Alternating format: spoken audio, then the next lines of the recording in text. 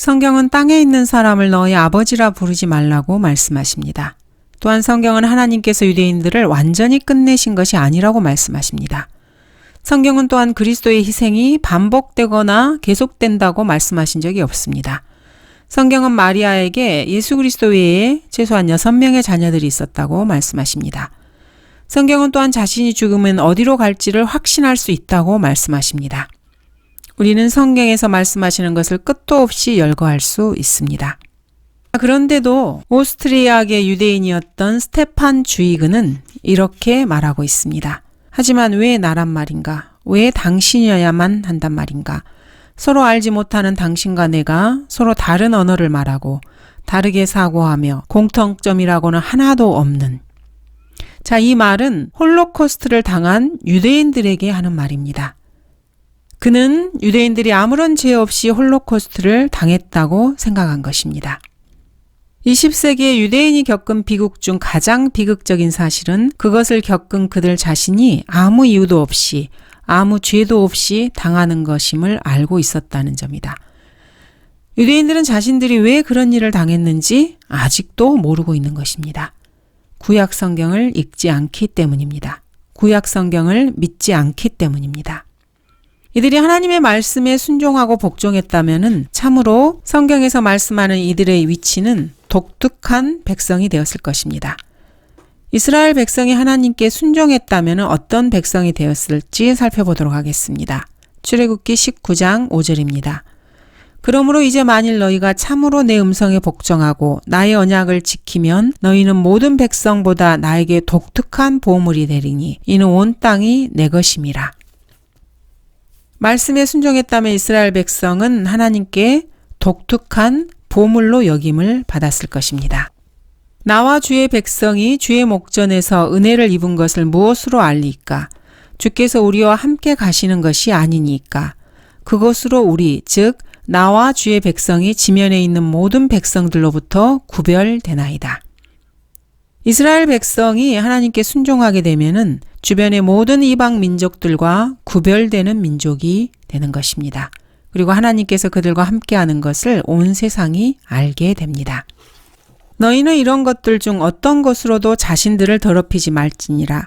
이는 내가 너희 앞에서 쫓아내는 민족들이 이런 모든 일들로 더럽혀졌으며. 하나님께서는 이스라엘 민족을 주변의 모든 이방 민족과 구별하기를 원하셨습니다. 반면에 이스라엘 민족은 이방 민족과 자신들이 섞이기를 원했습니다. 하나님의 관점과 이스라엘이 보는 시각이 완전히 달랐던 것입니다. 그러므로 너희는 나의 규례들과 명령들을 지키고 이러한 가증함 중 어떤 것도 범하지 말지니 너희 민족뿐만 아니라 너희 가운데 기거하는 타국인들도 마찬가지니라. 이방인들은 가증함을 행했고 하나님께서는 온 인류를 구원하시기 위해서 이스라엘이 이방인과 구별되기를 원하셨습니다. 그리고 이스라엘을 통해서 메시아를 주시고 이스라엘을 통해서 온 세상을 구원하기를 원하셨던 것입니다. 그러나 이스라엘은 이러한 하나님의 의도를 알지 못하고 이방인과 섞이기를 원했습니다. 그러므로 너희는 내 율례를 지켜서 너희 앞에서 행해졌던 이러한 가증한 관습 중에 어떤 것도 범하지 말아서 너희 자신들을 더럽히지 말라. 나는 주 너희 하나님이라. 그러나 이스라엘은 이방인을 부러워하였고 이방의 우상 숭배로 자신을 더럽혔습니다. 그러므로 너희는 나의 규례들과 나의 모든 명령들을 지키고 행하라. 그래야 내가 너희를 인도하여 거하게 하는 그 땅이 너희를 토해내지 아니하리라. 너희는 내가 너희 앞에서 쫓아내는 민족의 풍습대로 행하지 말라. 이는 그들이 이 모든 일들을 행하였으므로 내가 그들을 혐오하였음이라. 하나님께서는 이방 민족을 혐오하셨고 이스라엘을 그들과 구별하기를 원하셨습니다. 그러나 나는 너희에게 말하였노니 너희가 그들의 땅을 이어받을 것이요 내가 그것을 너희에게 주어 소유하게 하리니 곧 젖과 꿀이 흐르는 땅이라. 나는 너희를 다른 민족에게서 분리시킨 주 너희 하나님이니라. 그러므로 너희는 깨끗한 짐승들과 불결한 짐승들 사이와 불결한 조류와 깨끗한 조류 사이에 구별을 두며 내가 불결하여 너희에게서 분리시킨 짐승이나 조류나 땅 위를 기어다니는 어떤 종류의 살아있는 것으로도 너희 혼들을 가증스럽게 만들지 말지니라. 너희는 내게 거룩할지니라. 이는 나 주가 거룩하고 또 너희를 다른 민족으로부터 갈라놓아 너희가 내 것이 되게 하였음이라. 하나님께서는 이스라엘이 이방 민족에게서 따로 떨어져 나와 거룩하기를 원하셨습니다.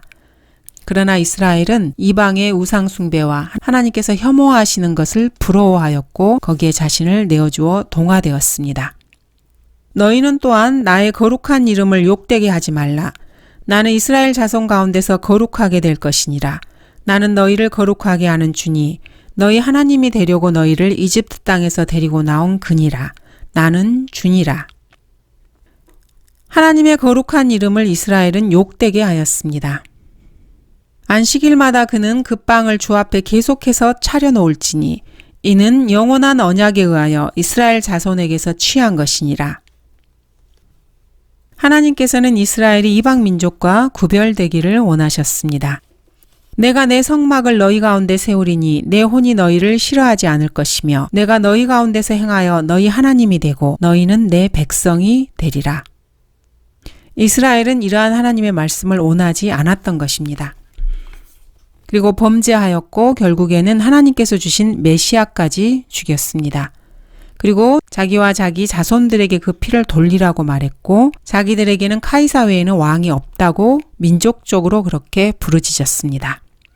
그 이후의 역사는 성경에 기록된 대로 이루어졌습니다. 그런데도 아직도 유대인들은 자신들의 역사에서 왜 그렇게 많은 고난과 고통이 있었는지를 깨닫지 못하고 있습니다. 자기 자신을 메시아의 자리에 두고 이방의 빛으로 여기고 있으며 이방인들에게 빛을 주기 위해서 하나님께서 자신들에게 그러한 고난을 주었다고 거짓을 믿고 있는 것입니다. 성경에 기록된 하나님을 거짓말장이라고 생각하는 것입니다.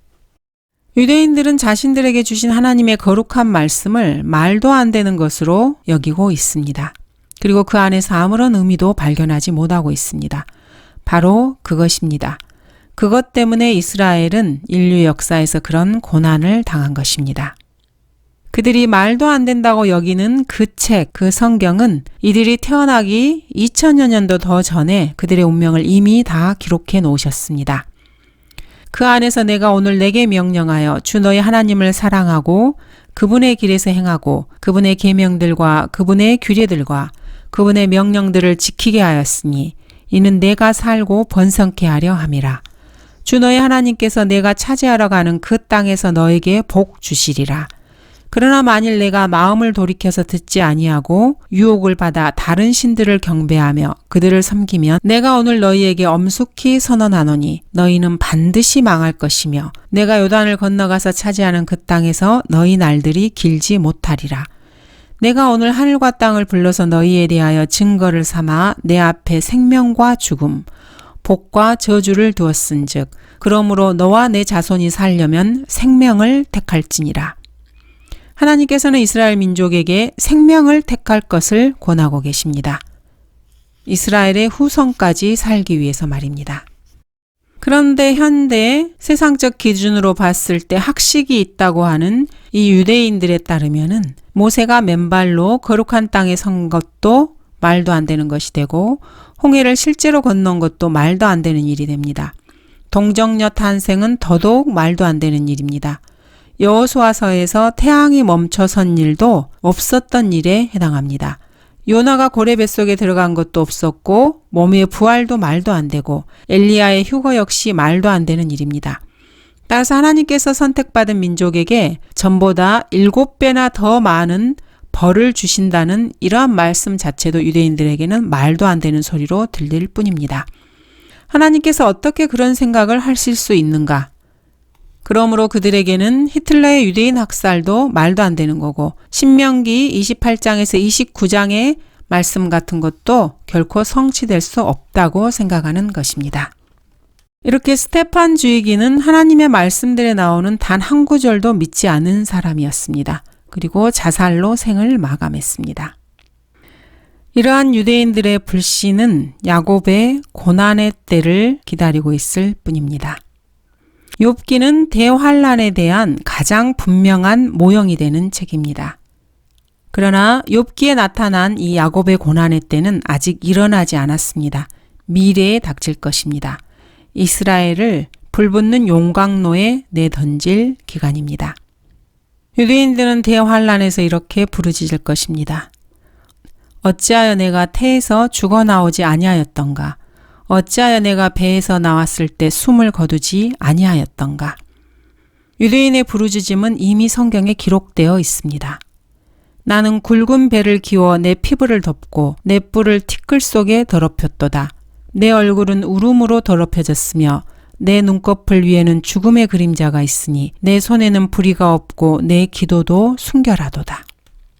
하나님께서 내가 너희를 의롭다고 하지 못하게 하시니 내가 죽기까지 나의 완전함을 버리지 아니하겠노라. 내가 내 의를 굳게 잡아 놓치지 아니하리니 내 마음이 내가 사는 동안 나를 책망하지 아니하리라. 욥은 당대의 의인이었지만은 자기 자신이 하나님 앞에서는 죄인이라는 것을 인정하지 않았습니다. 욥의 마음속 깊은 곳에서는 자기의가 있었던 것입니다. 이것이 바로 이스라엘의 모습입니다. 자기의로 가득 찬 이스라엘의 모습. 고난에 던져지기 전까지는 이스라엘은 이것을 알지 못할 것입니다. 전무후무한 대환란에 이스라엘이 던져지는 이유입니다. 야곱의 고난의 때를 맞아야만 하는 이유입니다. 오 내 친구들아 너희는 나를 불쌍히 여기라. 너희는 나를 불쌍히 여기라. 이는 하나님의 손이 나를 치셨음이라. 어찌하여 너희가 하나님처럼 나를 박해하느냐. 너희가 아직도 내 몸으로 만족하지 아니하느냐. 욥은 하나님께서 자신을 박해하는 것을 알고 있었습니다. 이 욥의 부르짖음이 대환란에 던져진 이스라엘의 부르짖음이 될 것입니다. 그러나 결론적으로 욥은 하나님을 인정하고 신뢰했습니다. 그분이 나를 죽이실지라도 나는 그분을 신뢰하리라. 그러나 나는 그분 앞에서 내 자신의 길을 지속하리라. 욥은 사실 당대에 죄가 없는 사람이었습니다. 그는 자기 눈에 완전히 의로웠고 따라서 고난을 당할 이유가 전혀 없었습니다. 그런데 지상 지옥을 겪고 있고 건강을 잃고 10명의 자녀를 잃고 자신이 가진 모든 재산을 다 잃고 난 뒤에도 욥은 여전히 자기의를 신뢰하고 있었습니다. 잿더미에 앉아서 불치병으로 죽어가면서도 자신은 무죄하고 하나님께서 자신을 그렇게 대하시는 것이 부당하다고 욥은 주장했습니다. 욥의 자기의야말로 주님께서 직접 나타나시기 전까지 고칠 수 없는 불치병이었습니다. 하나님께서 직접 나타나셔서 욥을 다루셨을 때 욥의 말투는 이제 완전히 바뀌게 됩니다. 그때 욥이 주께 대답하여 말씀드리기를 보소서 나는 악하오니 내가 무엇을 주께 대답하리이까. 내가 내 손으로 내 입을 가리겠나이다. 한 번 내가 말하였으나 대답하지 아니할 것이며 실로 2번 말하였으니 더 이상 하지 않겠나이다 하니라. 대환란 끝에 유대인들의 고백이 이 욥의 고백이 될 것입니다. 이 교회 시대에 자기의로 가득 차서 하나님의 말씀을 거부하는 유대인들은 필연코 대환란에 던져져야 하고 그 환란을 불타는 용광로를 통과한 이후에야 자기의를 직시하고 하나님을 신뢰하게 될 것입니다. 이 문제는 주님께서 직접 나타나시기 전까지는 풀리지 않습니다. 그것은 욥도 마찬가지고 이스라엘 민족 역시 마찬가지입니다. 주님께서 대환란 끝에 재림하셔야만 이 문제가 해결될 것입니다. 프로이드나 마르크스, 아인슈타인도 이 문제를 풀지 못했습니다. 메시아의 재림만이 치료책입니다. 그의 피를 우리와 우리 자손에게 돌리라. 우리에게는 카이사 외에는 왕이 없나이다. 성경에 따르면은 이러한 유대인의 부르짖음에 대한 치료책은 메시아의 재림뿐입니다. 주님의 재림에는 율법과 선지서들이 동반될 것입니다. 그리고 그들이 주로부터 떠날 때 베드로가 예수께 말씀드리기를 선생님 우리가 여기에 있는 것이 좋사오니 장막 셋을 짓되 하나는 주님을 위하여 하나는 모세를 위하여 또 하나는 엘리야를 위하여 지었으면 하나이다 하였으니 자기가 무엇을 말하는지도 모르며 말하더라. 주님의 재림에는 모세와 엘리야, 즉 율법과 선지서들이 동반됩니다. 그러나 이것을 당신께 고백하오니 즉 그들이 이단이라고 하는 그 도를 따라서 내가 내 조상들의 하나님을 섬기고 율법과 선지서들에 기록된 모든 것을 믿으며 은혜의 복음을 전했던 바울 역시 율법과 선지서들을 모두 믿었습니다. 엿새 후에 예수께서 베드로와 야고보와 야고보의 형제 요한을 데리고 따로 떨어져 있는 높은 산으로 올라가시어 그들 앞에서 변형되시니 그의 얼굴은 해처럼 빛나고 그의 옷은 빛처럼 희어지더라. 그런데 보라, 모세와 엘리야가 그들에게 나타나서 주와 함께 이야기하더라.